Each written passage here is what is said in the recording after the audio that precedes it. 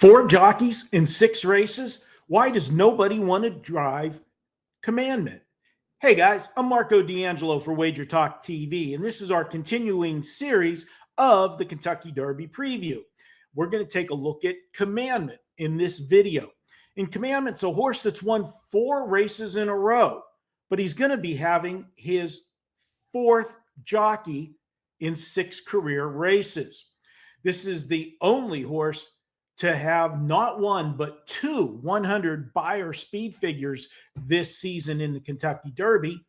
And he's a horse that's won 4 in a row races, but he can't keep the same jockey.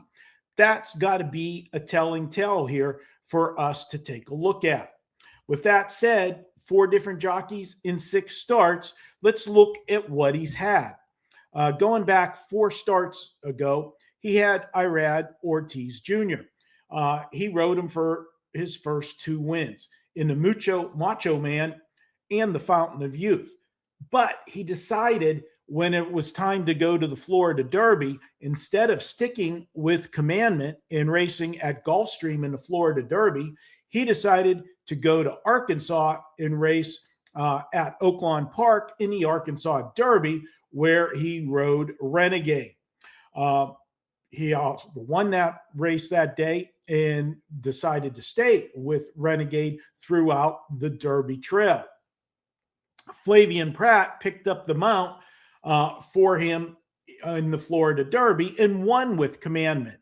Even off the win, Flavien Prat didn't stay with Commandment, as he was already committed to riding Emerging Market for Chad Brown.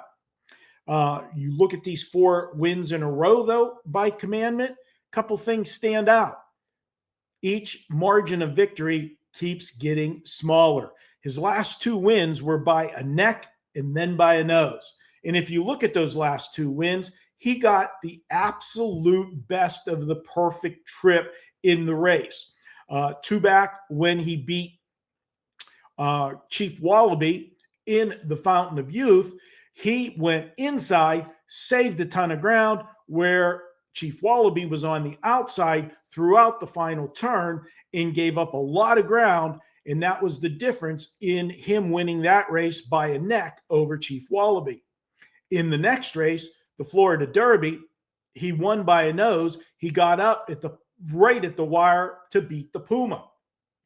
In that race, the Puma made a wide move to get to the lead and then moved to the inside, and Chief Wallaby tried to split horses but got pinched off, and Commandment was on the outside with the perfect run down the stretch. It took the entire stretch for him to get up at the wire, but he got there.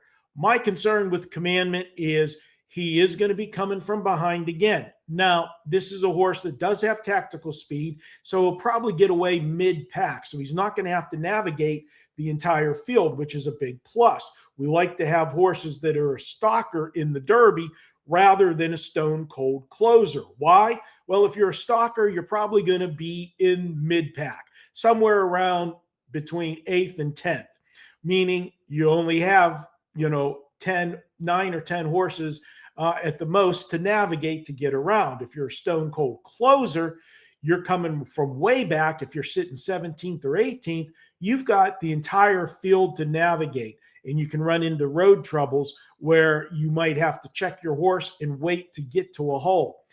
Commandment shouldn't have that problem, but I am concerned with the fact that each race has been getting tighter and he's had the best of the trips.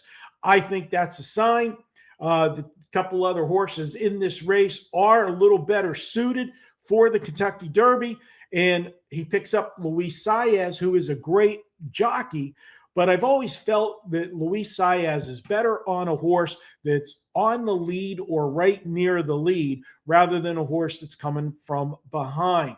With that said, I'm going to go ahead and say you've got to use Commandment on your ticket, but I think there's better value with other horses in this race as far as the win bet goes. So for Commandment, he'll be on my exactas and trifectas, but I'll be looking to put another horse on top.